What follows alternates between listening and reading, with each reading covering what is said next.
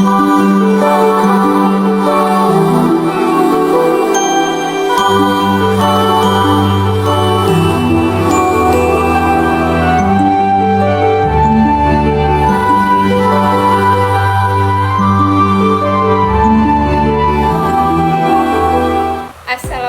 warahmatullahi wabarakatuh. Perkenalkan, nama saya Rizky Azizah dengan NIM PO 713203251087.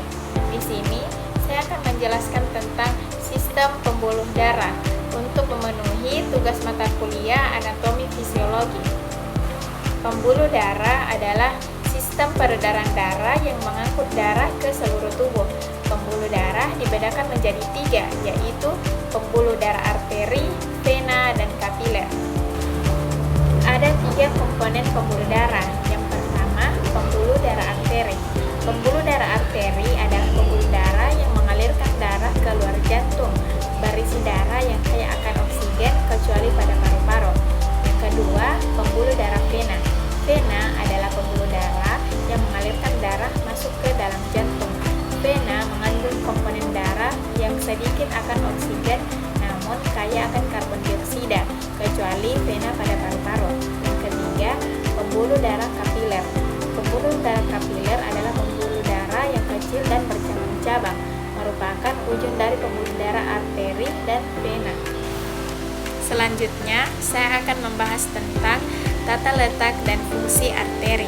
Yang pertama, arteri karotis terletak di leher dan kepala yang berfungsi untuk menyuplai darah ke kepala dan leher, yang dimana arteri karotis eksternal menyuplai darah ke wajah, kulit kepala, dan leher, sedangkan arteri karotis internal menyuplai darah ke otak dan sebagian besar ke kepala.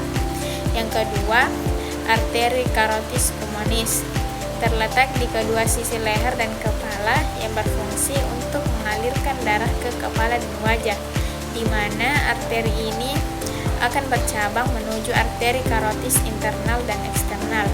Yang ketiga, arteri brachiosephalika terletak di sisi kanan tubuh yang muncul dari bagian atas aorta yang melengkung, yang berfungsi mengalirkan darah ke lengan kanan, kepala, dan leher. Yang keempat, arteri subclavia terletak di bawah clavicula dan berada di atas tulang rusuk pertama. Arteri ini dibagi menjadi 2, yaitu subclavicula kiri dan subclavicula kanan, yang merupakan cabang pertama dari lengkung aorta dan berfungsi untuk menyuplai darah ke tubuh bagian atas, yaitu leher, tangan, dan kepala.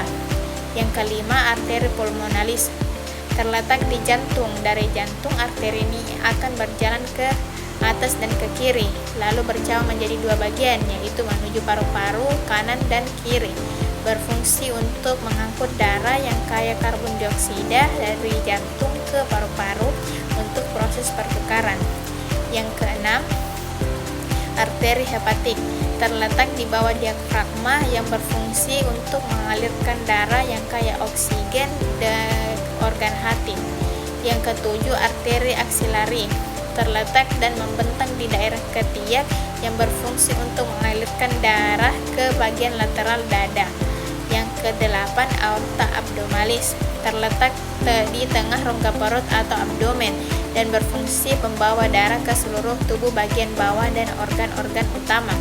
Yang kesembilan, arteri brachialis terletak di bagian atas bagian dalam, berfungsi untuk memasukkan darah ke seluruh lengan dan tangan. Yang ke-10, arteri renalis terletak di samping tulang belakang, berfungsi membawa darah yang kaya oksigen ke ginjal. 11, arteri iliaca commonis terbagi menjadi 2, yaitu arteri iliaca internal dan eksternal yang berfungsi mengalirkan darah ke area panggul, tungkai, dan organ reproduksi. 12, arteri radial terletak di pergelangan tangan di sisi ibu jari, berfungsi mengalirkan darah ke pergelangan tangan, terutama ibu jari dan jari telunjuk. 13, arteri ulnar terletak di lengan bawah dekat jari kelingking, berfungsi mengalirkan darah ke telapak tangan dan jari-jari tangan. 14. Arteri iliaka terletak di daerah panggul, berfungsi mengalirkan darah ke ekstremitas bagian bawah. 15. Arteri femoral terletak di bagian paha bagian dalam, berfungsi menyuplai darah ke otot paha bagian dalam. 16. Arteri femoral terletak di paha, berfungsi untuk menyuplai darah ke tungkai bawah. 17. Arteri politea terletak di belakang lutut, berfungsi menyuplai darah ke tungkai bawah. 18. Arteri poroneal terletak di betis sisi luar, berfungsi menguplai darah ke otot betis. 19. Posterior tibial artery terletak di betis bagian belakang, berfungsi menyuplai darah ke telapak kaki dan betis belakang. 20. Anterior tibial artery terletak di tulang kering bagian depan, berfungsi menyuplai darah ke tungkai depan dan kaki. Selanjutnya, tata letak dan fungsi vena.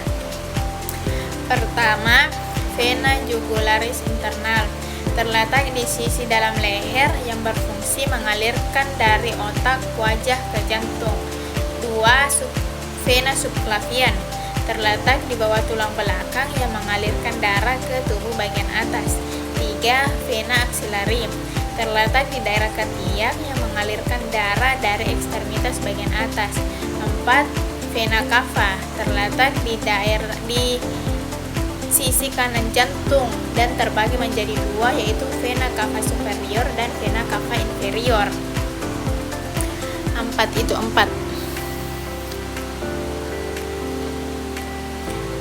5. Vena pulmonaris terletak di antara paru-paru dan jantung, tepatnya yang menghubungkan paru-paru ke atrium sinister jantung, berfungsi untuk membawa darah menuju ke atrium sinister jantung. 6. Vena cephalica terletak di lengan sisi luar yang mengalirkan darah dari lengan. 7.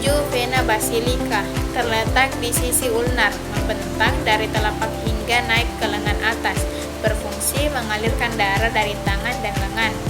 8. Vena brachial terletak di lengan atas, berfungsi mengalirkan darah dari jaringan lengan bawah, siku, dan lengan atas. 9. Vena median cubita terletak di lipatan siku bagian dalam yang mengalirkan darah dari lengan bawah dan tangan. 10. Vena renal terletak di bagian arteri ginjal yang berfungsi mengalirkan darah yang sudah disaring dari ginjal ke vena cava inferior.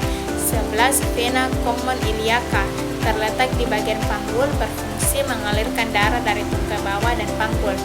12. Vena iliaca terletak di bagian panggul yang mengalirkan darah dari tungkai bawah dan panggul. 13. Vena femoral terletak di paha, berfungsi mengumpulkan darah dari tungkai bawah. 14. Vena poplitea terletak di belakang lutut yang membawa darah dari tungkai bawah ke vena femoral. 15. Vena poroneal terletak di sisi luar betis yang mengalirkan darah dari otot betis kembali ke jantung. 16. Vena great superhanous terletak di kaki dan betis bagian dalam, berfungsi membawa darah ke vena femoral. Itulah penjelasan saya mengenai sistem pembuluh darah. Kurang dan lebihnya mohon dimaafkan. Wabillahi taufiq wal hidayah. Wassalamualaikum warahmatullahi wabarakatuh.